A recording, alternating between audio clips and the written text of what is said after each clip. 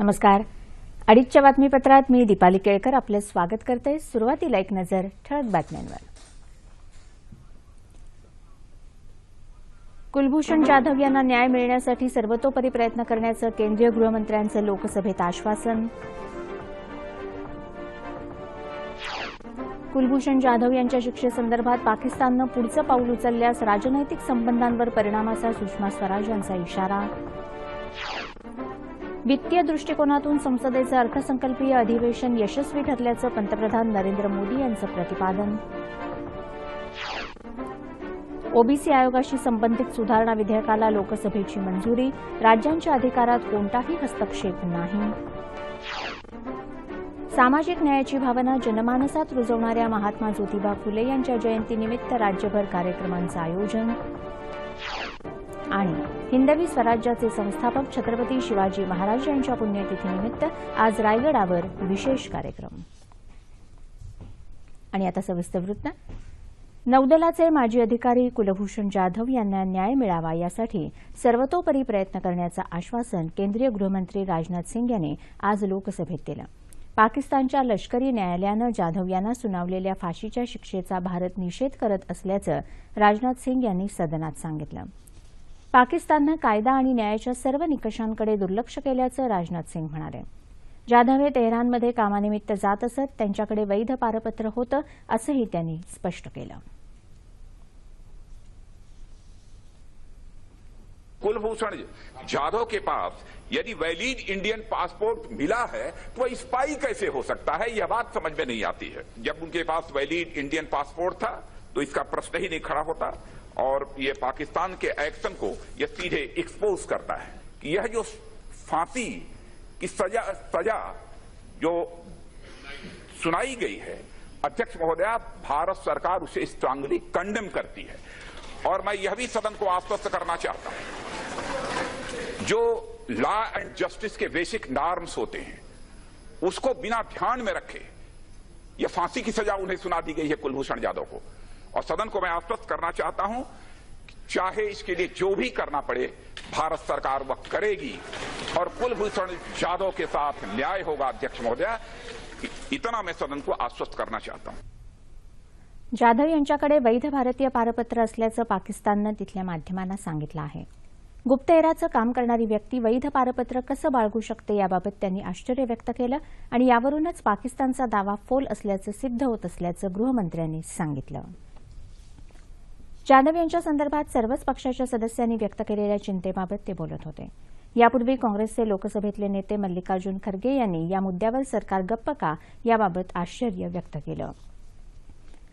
खरगे यांच्या वक्तव्यानं भाजपा सदस्य संतप्त झाले. त्यावेळी यासंदर्भात शाब्दिक बाचाबाची नको. जाधव यांच्याबाबत आपणा सर्वांनाच चिंता असल्याचं लोकसभेच्या अध्यक्षा सुमित्रा महाजन यांनी सांगितलं.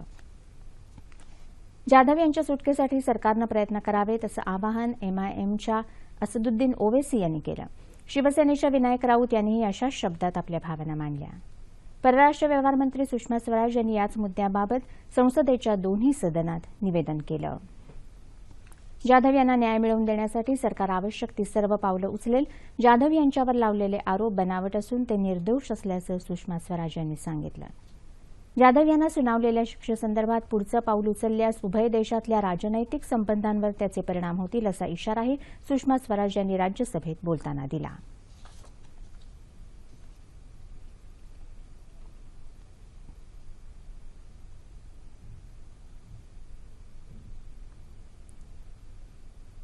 हिंदुस्तान के इस बेटे को बचाने के लिए सुप्रीम कोर्ट की अपील या अच्छा वकील खड़ा करना तो बहुत छोटी बात है भाईजान.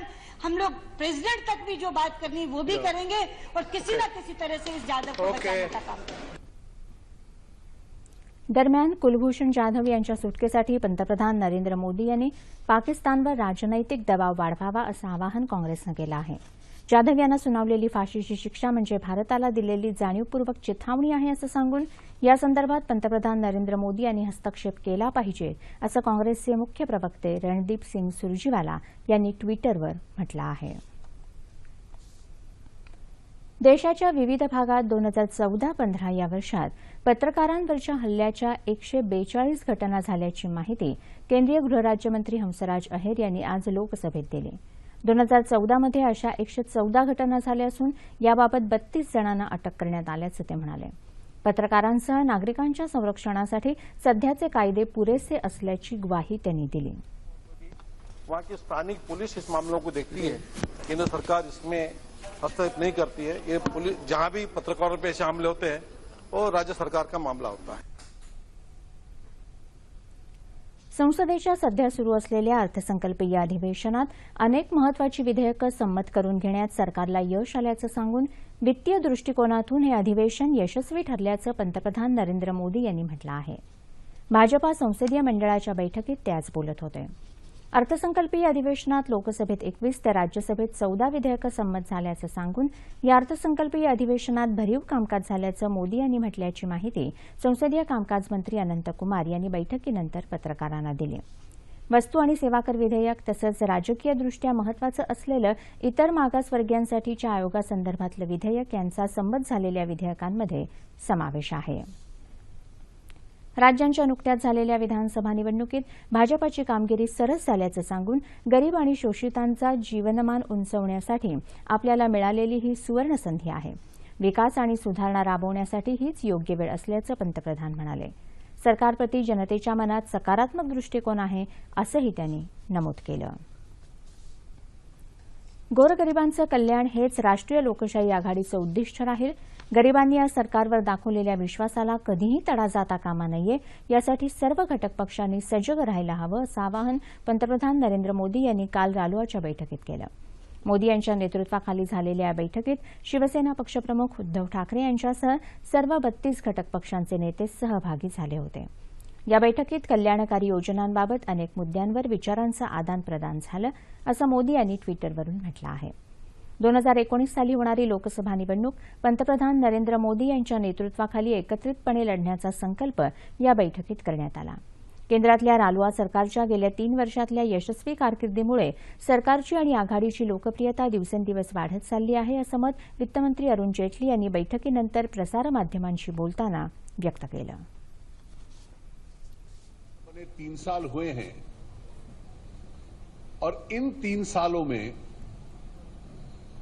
एनडीए का अपना विस्तार हुआ है. केंद्र सरकार की लोकप्रियता और उसकी बहुत बड़ी स्वीकृति और उसके प्रति समर्थन आज भी देश में बना हुआ है. एनडीए का समूह, एनडीए की टोली अपने आप में काफी बड़ी हुई है. The fact that there are 33 political parties itself, which represent almost every state in the country. OBC आयोगाशी संबंधित सुधारणा विधेयकाला काल लोकसभेत मंजुरी देण्यात आली. विविध पक्षांनी मांडलेल्या शंका दूर करत राज्यांच्या अधिकारात कोणताही हस्तक्षेप केला जाणार नाही असं सरकारच्या वतीनं स्पष्ट करण्यात आलं. या सुधारणा विधेयकाच्या माध्यमातून सामाजिक आणि शैक्षणिकरित्या मागासवर्गासाठी नवीन राष्ट्रीय आयोगाची निर्मिती केली जाणार आहे, ज्यामुळे त्याला घटनात्मक दर्जा प्राप्त होईल. या आयोगासाठी एक अध्यक्ष आणि उपाध्यक्ष आणि 3 सदस्यांची निवड केली जाणार आहे. त्याचबरोबर केंद्र सरकारच्या ओबीसी यादीत नाव जोडण्यासाठी किंवा काढण्यासाठी संसदेची मंजुरी घेणं आवश्यक राहणार आहे. नव्या आयोगामुळे यापूर्वीचा आयोग रद्दबातल करण्यात येईल.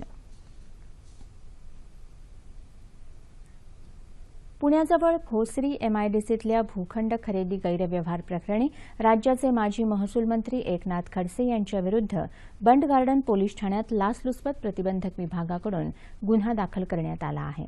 या प्रकरणी खडसे यांच्या पत्नी, जावई यांच्यासह इतर अज्ञातांवरही गुन्हे दाखल करण्यात आले आहेत. या प्रकरणाची चौकशी अप्पर पोलीस महासंचालकांच्या देखरेखीखाली करण्याचा आदेश उच्च न्यायालयानं लाचलुचपत प्रतिबंधक विभागाला 8 मार्च 2017 रोजी दिला होता. या संदर्भात हेमंत गावंडे यांनी 30 मे 2016 रोजी दिलेल्या तक्रार अर्जाला फिर्याद समजून प्रकरणाचा तपास करावा असा आदेश असून त्यानुसार ही कारवाई करण्यात आली.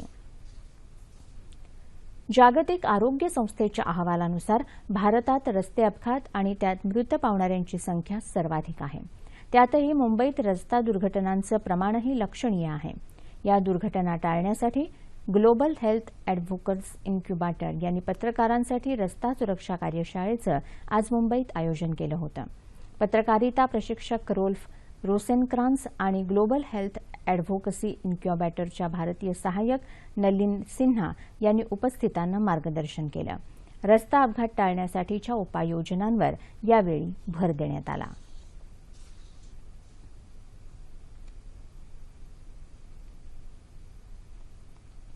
यांत्रिकी शेती सहज आणि सुलभ पद्धतीने उपलब्ध व्हावी म्हणून यंत्र खरेदीसाठी अनुदान देऊन गावागावात अवजारे बँक स्थापन करण्याचा निर्णय राज्य सरकारनं घेतला आहे, अशी माहिती कृषी आणि फलोत्पादन राज्यमंत्री सदाभाऊ खोत यांनी दिली. खोत काल धुळे जिल्ह्यातल्या साक्री तालुक्यातल्या दौऱ्यावर होते. त्यावेळी देगाव इथं आयोजित कार्यक्रमात ते बोलत होते. तालुक्यातल्या देगाव, गव्हाणीपाडा आणि माळपाडा इथल्या जिल्हा परिषद शाळांमधल्या डिजिटल क्लासरूमचं उद्घाटन त्यांच्या हस्ते झालं. हा उपक्रम राबवून ग्रामपंचायतींनी कौतुकास्पद कामगिरी बजावली आहे, असं ते म्हणाले. शेतकऱ्यांचा विकास व्हावा म्हणून शेतकऱ्यांना कर्जमुक्त करून तो पुन्हा कर्जबाजारी होणार नाही यासाठी धोरणात्मक निर्णय घेण्यात येणार असल्याचंही खोत यांनी सांगितलं.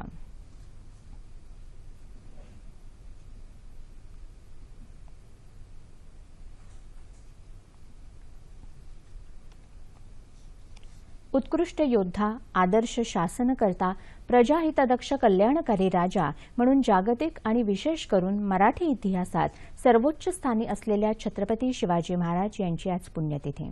या निमित्तानं रायगडावर आज एका विशेष कार्यक्रमाचं आयोजन करण्यात आलं आहे. यशवंत, कीर्तिवंत, सामर्थ्यवंत, वरदवंत, पुण्यवंत, नीतिवंत, जाणता राजा असं ज्यांचं यथार्थ वर्णन केलं जातं ते छत्रपती शिवाजी महाराज.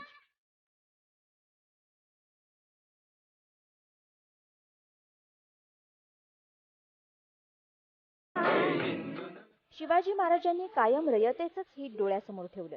शेतकरी सुखी तर राजा सुखी हे सूत्र लक्षात घेऊन शिवाजी महाराजांनी शेतीत सुधारणा, दुष्काळाच्या परिस्थितीत शेतकऱ्यांना संरक्षण अशा अनेक योजना प्रभावीपणे राबवल्या, ज्या अद्यापही कालसुसंगत. पाण्याचं महत्त्व ओळखून पाणी अडवा, पाणी जिरवा हे सूत्र शेकडो वर्षांपूर्वी अंमलात आणणारे, प्रत्येक गड किल्ल्यावर पाण्याचं उत्तम नियोजन करणारे शिवाजी महाराज. स्वदेशी व्यापाराला प्रोत्साहन तसंच स्त्रियांना सन्मानाची वागणूक देणारे शिवाजी महाराज. कार्यक्षम लष्करी आणि सनदी प्रशासनाची निर्मिती करणारे आणि आर्थिकदृष्ट्या राज्य स्वावलंबी होण्यासाठी प्रयत्नशील राहिलेले शिवाजी महाराज.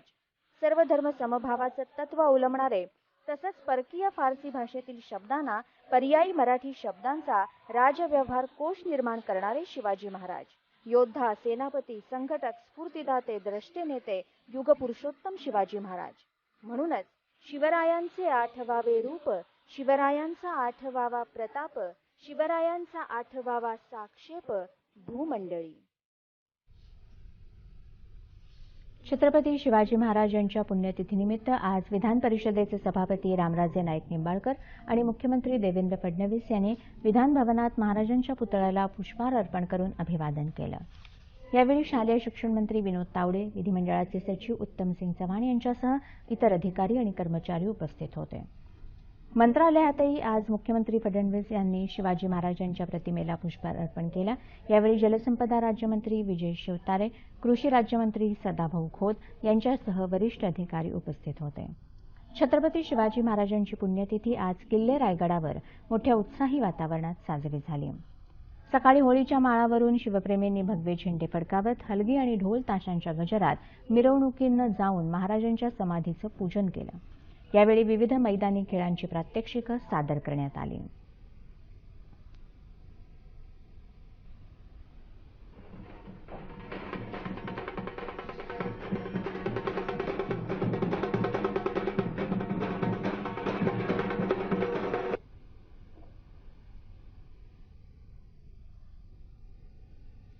राजदरबारात झालेल्या मुख्य कार्यक्रमात मान्यवरांनी शिवाजी महाराजांच्या मेघडंबरीतील पुतळ्याला अभिवादन केलं.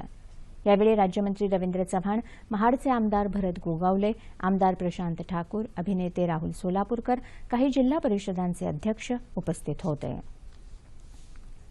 सर्वसाक्षी जगतपती ज्याला नकोच मध्यस्थी असं सांगत सत्यशोधक समाजाच्या माध्यमातून गुलामगिरीविरुद्ध आवाज उठवत सामाजिक न्यायाची भावना जनमानसात रुजवणाऱ्या महात्मा ज्योतिबा फुले यांची आज जयंती.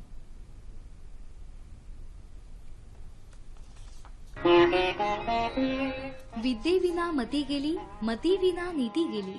नीती विना गती गेली, गती विना वित्त गेले, वित्ता विना शूद्र खचले, इतके अनर्थ एका अविद्येने केले. शिक्षणाचं महत्त्व पटवून देणाऱ्या महात्मा ज्योतिराव फुले यांनी समाजातली विषमता दूर करून तळागाळापर्यंत शिक्षण पोहोचवण्यासाठी प्रयत्न केले. स्त्री शिक्षणाला प्रोत्साहन देण्यासाठी त्यांनी 1848 साली पुणे इथल्या भिडेवाड्यात मुलींसाठी पहिली शाळा सुरू केली. भारतातली मुलींची हीच स्वतंत्र अशी पहिली शाळा. यांची जबाबदारी त्यांनी आपल्या पत्नी सावित्रीबाई फुले यांच्यावर सोपवली. सामाजिक सुधारणेच्या अनुषंगानं फुले यांनी सत्यशोधक समाजाची स्थापना केली. या माध्यमातून समाजातल्या गुलामगिरी तसंच कालबाह्य रूढी परंपरा या विरोधात त्यांनी आवाज उठवला. तरुण विधवांचा प्रश्न सोडवण्याकरता सुधारकांनी सुरू केलेल्या पुनर्विवाहाच्या चळवळीला फुले यांचा पाठिंबा होता. बालहत्या प्रतिबंधक गृहाची स्थापना करून त्यात स्त्रियांच्या बाळंतपणाचीही सोय त्यांनी केली. समाजातला जातीभेद, बहुजन समाजाचं अज्ञान पाहून अशी विषम सामाजिक परिस्थिती सुधारण्यासाठी ते आयुष्यभर झटले. शेतकऱ्यांचा असूड, तृतीय रत्न, ब्राह्मणांचे कसब, सार्वजनिक सत्यधर्म, गुलामगिरी, राजे छत्रपती शिवाजीराजे भोसले यांचा पोवाडा हा त्यांचा साहित्य संग्रह आहे. छत्रपती शिवाजी महाराजांचं चरित्र आणि थॉमस पेन यांच्या राईट्स ऑफ मॅन या ग्रंथाचा फुले यांच्यावर विशेष प्रभाव पडला. संत तुकाराम महाराजांच्या अभंगांचाही त्यांचा गाढा अभ्यास होता.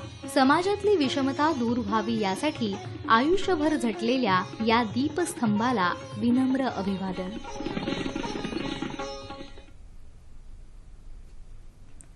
थोर समाजसुधारक महात्मा ज्योतिबा फुले यांच्या जयंतीनिमित्त विधानभवनात विधान परिषदेचे सभापती रामराजे नाईक निंबाळकर आणि मुख्यमंत्री देवेंद्र फडणवीस यांनी फुले यांच्या प्रतिमेला पुष्पहार अर्पण करून अभिवादन केलं. यावेळी शालेय शिक्षण मंत्री विनोद तावडे, विधिमंडळाचे सचिव उत्तमसिंग चव्हाण आणि अनेक अधिकारी उपस्थित होते. मंत्रालयात मुख्यमंत्री देवेंद्र फडणवीस यांनी फुले यांच्या प्रतिमेला पुष्पहार अर्पण करून अभिवादन केलं. यावेळी जलसंपदा राज्यमंत्री विजय शिवतारे, कृषी राज्यमंत्री सदाभाऊ खोत, आमदार किसन कथोरे यांच्यासह अनेक प्रशासकीय अधिकारी उपस्थित होते. दिल्लीतल्या महाराष्ट्र सदनात फुले यांची 190वी जयंती साजरी करण्यात आली. राजशिष्टाचार तसंच गुंतवणूक आयुक्त लोकेश चंद्र यांनी फुले यांच्या प्रतिमेला पुष्पहार अर्पण करून अभिवादन केलं. दिल्लीतल्या महाराष्ट्र परिचय केंद्रातही उपसंचालक दयानंद कांबळे यांनी फुले यांच्या प्रतिमेला पुष्पांजली अर्पण केली. मुंबईतल्या केईएम रुग्णालयात क्रांतीसूर्य युवा मंचाच्या वतीनं फुले जयंती साजरी करण्यात आली. रुग्णालयाचे संचालक डॉ. अविनाश सुपे, अप्पर पोलीस महासंचालक डी कनकरत्नम, समन्वय समितीचे नागसेन कांबळे आदींच्या हस्ते यावेळी रुग्णांना फळांचं वाटप करण्यात आलं. सत्यशोधक चळवळीचे प्रणेते आणि थोर समाजसेवक क्रांतीसूर्य महात्मा ज्योतिराव फुले यांच्या जयंतीनिमित्त राज्यात विविध ठिकाणी कार्यक्रमांचं आयोजन करण्यात आलं आहे. अहमदनगर जिल्ह्यात बेलापूर इथं महात्मा फुलेंच्या प्रतिमेचं पूजन करून अभिवादन करण्यात आलं. औरंगाबाद शहरात महापौर भगवान घडामोडे यांच्या हस्ते औरंगपुरा इथल्या फुले यांच्या पुतळ्याला पुष्पहार अर्पण करण्यात आला. यावेळी उपमहापौर स्मिता घोगरे, जिल्हा परिषद अध्यक्ष देवयानी डोणगावकर यांच्यासह अनेक संघटनांचे कार्यकर्ते उपस्थित होते. यानंतर परिसरामध्ये स्वच्छता अभियान राबवण्यात आलं. कोल्हापुरातल्या बिंदू चौकातल्या महात्मा फुले यांच्या पुतळ्याला विविध सामाजिक तसंच शैक्षणिक संघटनांच्या वतीनं पुष्पहार अर्पण करून अभिवादन करण्यात आलं. रिपाईचे प्रदेश सचिव पंडितराव सडोलीकर, मराठा महासंघाचे अध्यक्ष वसंतराव मुळीक यांच्यासह अनेक मान्यवर यावेळी उपस्थित होते.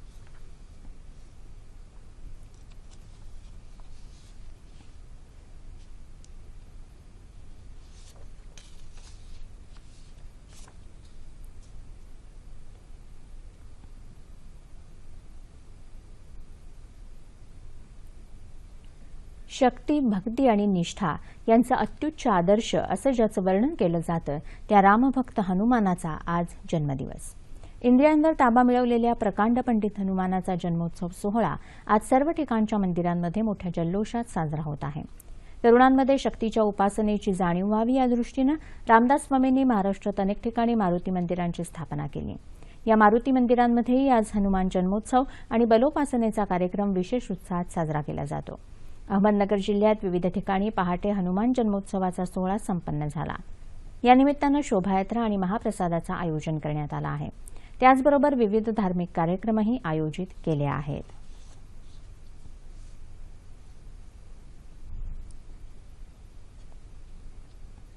भारतीय परंपरेच्या सर्वच क्षेत्रात कर्तृत्ववान महिलांचा समृद्ध वारसा लाभला आहे. संधी मिळाली तर महिला अनेक क्षेत्रांमध्ये उत्तुंग झेप घेऊ शकतात, हे अनेक वेळा सिद्ध झालं आहे, असे उद्गार अहमदनगरचे जिल्हाधिकारी अनिल कवडे यांनी काल नगर इथे काढले. डॉ. बाबासाहेब आंबेडकर यांच्या 126व्या जयंतीचं औचित्य साधून राष्ट्रवादी काँग्रेसतर्फे आयोजित केलेल्या भीमकन्या पुरस्कार सोहळ्यात ते बोलत होते. या कार्यक्रमाला आमदार अरुण जगताप, पक्षाच्या सामाजिक न्याय विभागाचे जिल्हाध्यक्ष सुरेश बनसोडे यांच्यासह अन्य पदाधिकारी उपस्थित होते. समाजाच्या विविध क्षेत्रांमध्ये आपल्या कार्याचा ठसा उमटवणाऱ्या 11 कर्तृत्ववान महिलांना यावेळी मान्यवरांच्या हस्ते भीमकन्या पुरस्कार देऊन सन्मानित करण्यात आलं. आत्महत्याग्रस्त शेतकऱ्यांच्या कुटुंबियांना मदत करण्याबरोबरच नाम फाउंडेशननं आता हुतात्मा जवानांच्या कुटुंबियांसाठी आर्थिक सहाय्याचा हात पुढे केला आहे. काल पुण्यात फाउंडेशनतर्फे आयोजित करण्यात आलेल्या विशेष कार्यक्रमात राज्यातल्या 20 हुतात्मा जवानांच्या कुटुंबियांना प्रत्येकी 2.5 लाख रुपयांची मदत देण्यात आली. नाम फाउंडेशनचे प्रणेते अभिनेते नाना पाटेकर आणि मकरंदा नासपुरे यांच्यासह परमचक्र विजेते सुभेदार योगेंद्र सिंग यादव आणि कर्नल जतकर या कार्यक्रमाला उपस्थित होते. सीमेवर आपल्या प्राणांची बाजी लावून देशाचं रक्षण करणाऱ्या जवानांच्या कुटुंबियांची काळजी घेणं हे आपलं कर्तव्य आहे. मदतीचा हा झेंडा प्रत्येकानं हाती घेतला पाहिजे, असे उद्गार नाना पाटेकर यांनी यावेळी काढले. हिमाचल प्रदेश आणि मेघालयात जवानांच्या मुलांसाठी नाम फाउंडेशनतर्फे 15 कोटी रुपये खर्च करून शाळा बांधण्यात येणार असल्याची माहिती त्यांनी यावेळी दिली. या कार्यक्रमाला योगेंद्र सिंग यादव यांनी कारगिल युद्धातले अनुभव कथन केले. सांगली जिल्ह्यातल्या 6 तालुक्यात पाणी टंचाई निर्माण झाली आहे, तर जिल्ह्यात केवळ 17% पाणीसाठा शिल्लक राहिला आहे. त्यावर उपाय म्हणून जिल्हा प्रशासनाकडून 6 तालुक्यातली गावं आणि वाड्यांना सध्या 86 टँकरनं पाणी पुरवठा केला जात आहे. जिल्ह्यातल्या मध्यम 5 प्रकल्पांपैकी 4 प्रकल्प तर 48 लघु प्रकल्पांपैकी 14 प्रकल्प कोरडे पडले आहेत. कूपनलिका आणि विहिरींनीही तळ गाठल्यामुळे पाण्यासाठी ग्रामस्थांची भटकंती सुरू आहे. पाणी टंचाईचा फटका जनावरांनाही बसत आहे. पाणी टंचाईवर मात करण्यासाठी जिल्हा प्रशासनाकडून उपाय योजले जात आहेत.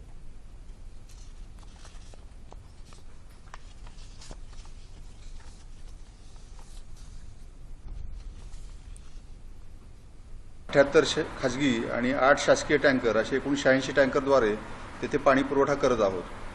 ज्या गावामध्ये टंचाई आहे तेथील प्रस्ताव तहसीलदार आणि बीडीओ मार्फत आल्यानंतर आपण 2 ते 3 तासाच्या आत कलेक्टर ऑफिसवरून आपण ऑर्डर काढून देतो आणि जनतेला पाण्यासाठी त्रास सहन करावा लागणार नाही याची दक्षता घेत आहोत.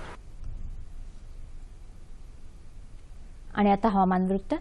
रायगड जिल्ह्यातल्या भिरा इथं काल 44.5 अंश सेल्सिअस इतक्या कमाल तापमानाची नोंद झाली. येत्या 24 तासात संपूर्ण राज्यात हवामान कोरडं राहील असा अंदाज हवामान खात्यानं वर्तवला आहे. आणि शेवटी ठळक बातम्या पुन्हा एकदा. कुलभूषण जाधव यांना न्याय मिळण्यासाठी सर्वतोपरी प्रयत्न करण्याचं केंद्रीय गृहमंत्र्यांचं लोकसभेत आश्वासन. कुलभूषण जाधव यांच्या शिक्षेसंदर्भात पाकिस्ताननं पुढचं पाऊल उचलल्यास राजनैतिक संबंधांवर परिणामाचा सुषमा स्वराज यांचा इशारा.